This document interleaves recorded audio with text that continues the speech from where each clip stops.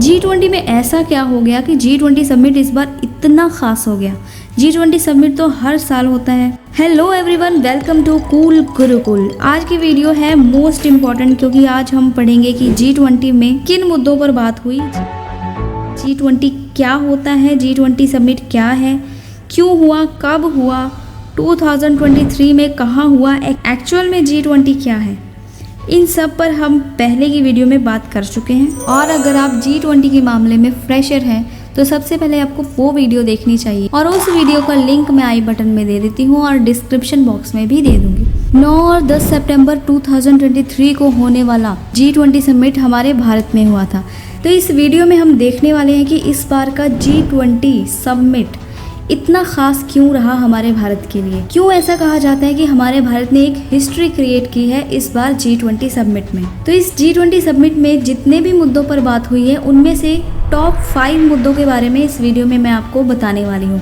तो वीडियो को स्टार्टिंग से लेकर एंड तक ज़रूर देखें। और अगर आप हमारे चैनल पर न्यू हैं तो चैनल को क्या करना है, सब्सक्राइब, वीडियो को लाइक कर दें एंड बेल आइकन ज़रूर प्रेस करें। तो शुरुआत करते हैं 5th पॉइंट से, जिसमें मैं आपको बताने वाली हूँ कि जो G20 समिट था उसमें इंडिया जो हमारा है वो प्रेसिडेंट रहा है, यानी कि इंडिया को इस बार G20 समिट की प्रेसिडेंसी मिली थी।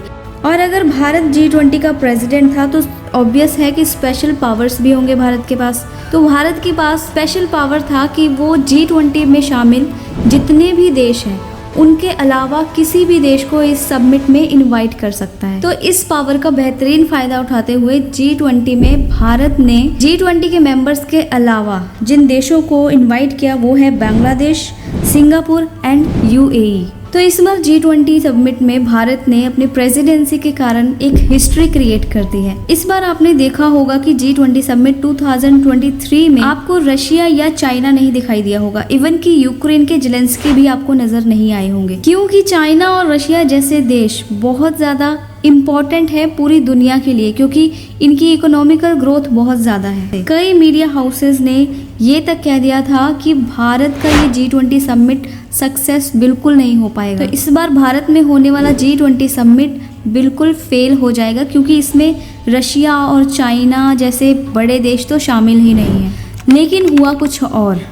इस बार G20 समिट ऐसा हुआ कि हमारे भारत का नाम G20 के हिस्ट्री के पन्नों पर हमेशा हमेशा के लिए लिखा जाएगा, क्योंकि इस बार G20 समिट हुआ ही इतना बेहतरीन था। हुआ भी तो हमारे भारत में है तो बेहतरीन तो होना ही था। आते हैं हमारे 4th पॉइंट पे, जिसकी वजह से हमारा जो है ये G20 समिट हिस्टोरिक हुआ। हिस्टोरिक होने का मेन रीज़न क्या है, अफ्रीकन यूनियन। इस G20 समिट में भारत ने बाकी 3 देशों के साथ साथ अफ्रीकन यूनियन को भी इनवाइट किया था, जो कि इस G20 समिट का हिस्सा नहीं था। इस G20 समिट में अफ्रीकन यूनियन मोस्ट इम्पॉर्टेंट था। तो अफ्रीकन यूनियन मोस्ट इम्पॉर्टेंट क्यों था, आखिर ऐसी क्या बात थी जो अफ्रीकन यूनियन के बारे में इतनी चर्चाएं होने लगी G20 समिट के। एक्चुअली G20 समिट में अफ्रीकन यूनियन तो ऐड था नहीं, पर भारत के प्रधानमंत्री ने अफ्रीकन यूनियन को भी इनवाइट किया। G20 समिट के दौरान भारत ने अफ्रीकन यूनियन के सामने एक प्रस्ताव रखा, जिसमें भारत और अफ्रीकन यूनियन को मिलकर काम करने की प्रस्तावना रखी गई, जिससे अफ्रीकन यूनियन और भारत दोनों का ही विकास होने वाला था। अफ्रीकन यूनियन ने भारत के ऊपर भरोसा जताते हुए इस प्रस्ताव को एक्सेप्ट कर लिया। अफ्रीकन यूनियन के पास डेमोग्राफिक डिविडेंड है, बिकॉज वहाँ की जो पॉपुलेशन है वो यंग है, एवरेज एज वहाँ की है 18। अफ्रीका में बहुत सारे काम ऐसे किए जा रहे हैं जो कि कॉपी पेस्ट बिल्कुल नहीं होते किसी के। वो अपनी इन्वेंशंस करते हैं, अपनी टेक्निक्स यूज़ करते हैं, जो कि अफ्रीका के लिए एक प्लस पॉइंट है। लेकिन कुछ बनाने के बाद उसका एक्सपोर्ट और इंपोर्ट भी तो ज़रूरी है, तभी तो इकोनॉमिकल ग्रोथ आएगी। अभी हाल ही में G20 से पहले एक न्यूज़ आई थी जिसमें ये बताया जा रहा था कि इंडिया ने अफ्रीका में लगभग $150 बिलियन का अमाउंट इन्वेस्ट करना है। कब तक? 2023 तक। अब इस प्रस्ताव के अकॉर्डिंग जो इंडिया है वो अफ्रीका के ऊपर इन्वेस्टमेंट करने वाला है। तो इस तरह से जब दोनों मिलकर काम करेंगे तो दोनों ही देशों की ग्रोथ होगी। अफ्रीका में डायमंड, गोल्ड, लिथियम जैसे मिनरल्स मिल सकते हैं, और भारत का उनके साथ हाथ मिलाना अफ्रीकन देशों में भारत के लिए एक ट्रस्ट पैदा करता है। तो उनको बहुत ज़्यादा ट्रस्ट है हमारे भारत के ऊपर, तो दोनों ने मिलजुल कर एक साथ काम करने का फैसला किया है और ये काम बहुत जल्दी ही शुरू हो जाएगा। तो अफ्रीकन यूनियन का भारत के साथ काम करना इस बार G20 के समिट को हिस्टोरिक बनाता है और ये हमारे लिए एक बहुत बड़ी जीत है। बात करेंगे पॉइंट 3 की। इसमें मैं बात करना चाहती हूँ हमारे 112 मुद्दों के बारे में, जिसमें से कुछ मुद्दे हैं finance, climate change, sustainable development, private sector की involvement, economical growth, eliminating child labour. तो ऐसे मुद्दों पर इसमें बात की गई। जो टोटल 112 मुद्दे हैं वो आप मेन वेबसाइट के ऊपर जाकर देख सकते हैं। आप कहेंगे कि मुद्दों पर बातें तो होती हैं, लेकिन ये हिस्टोरिकल इसलिए बना क्योंकि 112 मुद्दों पर बात करने के बाद इस 112 मुद्दे के बाद के साथ साथ इसका रिजल्ट भी साथ ही साथ सामने आया है इस G20 समिट के दौरान। जैसे जैसे इनकी बातें की गई वैसे वैसे इनके ऊपर काम भी शुरू हो चुका है, क्योंकि ये सारे मुद्दे हमारा भारत रख रहा था, क्योंकि भारत के पास प्रेसिडेंसी थी और एक के बाद एक बैक टू बैक सभी देशों के तरफ से सिर्फ और सिर्फ हाँ सुनने को मिला है। किसी ने भी कोई भी सवाल या क्वेश्चन नहीं किया, जस्ट भारत के साथ मिलकर जितने भी काम है वो करने की इच्छा जाहिर की है, जिसकी वजह से भारत की ये भी बहुत बड़ी जीत है। जो मैंने बात की सस्टेनेबल डेवलपमेंट की, तो सस्टेनेबल डेवलपमेंट का गोल बनाया गया था G20 की तरफ से 2030 तक। तो यहाँ पर भारत ने ये बात की, ये मुद्दा रखा सबके सामने कि एक गोल सेट किया था, क्योंकि इन मुद्दों पर काम करने की जो स्पीड है वो बहुत ज़्यादा स्लो है। तो भारत की तरफ से कहा गया कि अगर इस पर गोल हासिल करना है तो हमें कमर कसने की ज़रूरत है। तो इस बात पर भी G20 में शामिल जितने भी देश थे सभी ने समर्थन दिया, सपोर्ट किया। और इस डेवलपमेंट में न्यू दिल्ली के डिक्लेरेशन के 112 मुद्दे भी शामिल हैं, जो कि मैं आपको बता चुकी हूँ। आप लीगल वेबसाइट के ऊपर जाकर सब के सब पढ़ सकते हो। पिछले 1 साल से यूक्रेन भारत से नाराज था, जब यूक्रेन और रशिया की जो फाइट है वो चल रही, बट 112 मुद्दों की सहमति में यूक्रेन भी शामिल है। अब बात करते हैं पॉइंट 2 का, जिसमें हम बात करेंगे कश्मीर और अरुणाचल प्रदेश की।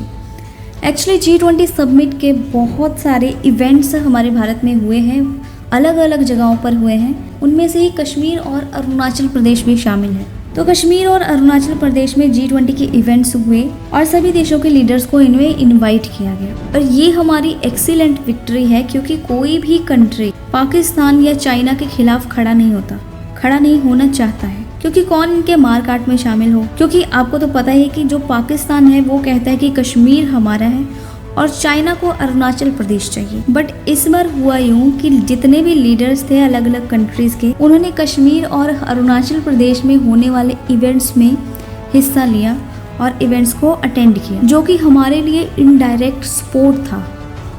क्योंकि कश्मीर में कोई भी बड़ा इवेंट प्लान करना एक चैलेंज होता है।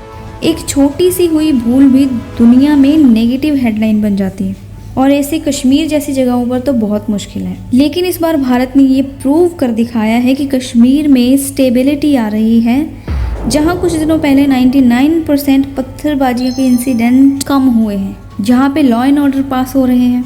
अरुणाचल में भी ऐसा ही है, जहां चाइना अरुणाचल और लद्दाख को अपना हिस्सा बताता रहता है।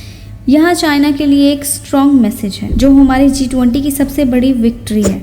अब बात करेंगे पॉइंट 1, सबसे इम्पॉर्टेंट। चाइना एशिया के कई देशों को यूरोप से जोड़ना चाहता है, जिसके लिए उसने रोड कंस्ट्रक्शन भी शुरू कर दिए हैं, बहुत लोन भी ले रखा है, काफ़ी पैसे लगा चुका है। और उसकी इस हरकत से पूरी दुनिया परेशान, लेकिन कोई कुछ कह नहीं सकता, क्योंकि कोविड के टाइम पे पूरी दुनिया को ये पता चला कि वो कितना ज़्यादा चाइना के ऊपर डिपेंडेंट है। कोविड के टाइम पर दुनिया भर की इकोनॉमिकल कंडीशन एकदम से हिल गई थी, बट जो चाइना है उसे तो कोई फ़र्क ही नहीं पड़ा, उसका कुछ भी नहीं बिगड़ा। तो आप सोच सकते हैं कि चाइना की इकोनॉमिकल पावर कितनी स्ट्रॉन्ग है। इसीलिए तो भारत गवर्नमेंट ने फैसला किया था और एक कंसेप्ट लाया था जिसका नाम है आत्मनिर्भर भारत। हमें इंडिपेंडेंट बनना होगा ताकि किसी के सामने हाथ फैलाने की ज़रूरत ना पड़े, वो भी चाइना जैसे देशों के सामने। जितनी भी वर्ल्ड ऑर्गेनाइजेशंस हैं, आप स्क्रीन के ऊपर देख सकते हैं, ये सारी ऑर्गेनाइजेशन तो चाइना के पॉकेट में है। सारी की सारी ऑर्गेनाइजेशन चाइना के इशारों पर चलती है। तो आप सोच सकते हैं कि पूरी दुनिया चाइना के ऊपर कितनी ज़्यादा डिपेंडेंट है। इस तरह से किसी एक पर डिपेंडेंट ना रहे, इसलिए European union and US trade corridor बनने जा रहा है। और जो बाइडेन ने इसे बिग डील कहा है। और हमारे साथ साथ Saudi Arabia, UAE, Israel, Jordan और यूएस भी इस प्रोजेक्ट का हिस्सा होंगे। यहाँ हम रेलवेज और वाटरवेज का इस्तेमाल करने जा रहे हैं। इस ग्रैंड प्रोजेक्ट में हम सी रूट से यूएई से जुड़ेंगे, फिर सऊदी अरेबिया, जॉर्डन, इजराइल से होकर कनेक्शन यूरोप तक बनेगा। अगले 60 दिनों के अंदर अंदर इसका प्लान बनेगा और काम शुरू हो जाएगा। और ये बात हमने नहीं, अमेरिकन प्रेसिडेंट ने खुद कही है। हमने तो जस्ट प्रस्ताव रखा था जो कि सबकी तरफ से एक्सेप्ट कर ली गई है। तो सभी देशों के सामने जितने भी G20 समिट में प्रस्ताव रखे गए भारत की तरफ से, सभी के सभी जस्ट एक्सेप्ट होते गए, किसी ने ना नहीं की। तो ये है भारत का इम्पैक्ट। तो भारत ने जो भी कहा सबने माना। इससे बड़ी विक्ट्री हमारे लिए क्या हो सकती है। तो यही कारण था कि G20 समिट 2023 इतना खास रहा भारत के लिए। भारत का नाम G20 समिट 2023 में हिस्ट्री में लिखा जाएगा। तो आज की वीडियो बस यहीं तक। वीडियो अगर पसंद आई हो तो लाइक, शेयर, सब्सक्राइब, कमेंट ज़रूर करें। आज की वीडियो बस यहीं तक थी। तो मिलते हैं आप सबको एक नई वीडियो में एक नए टॉपिक के साथ। तब तक के लिए good bye, thanks for watching, stay tuned.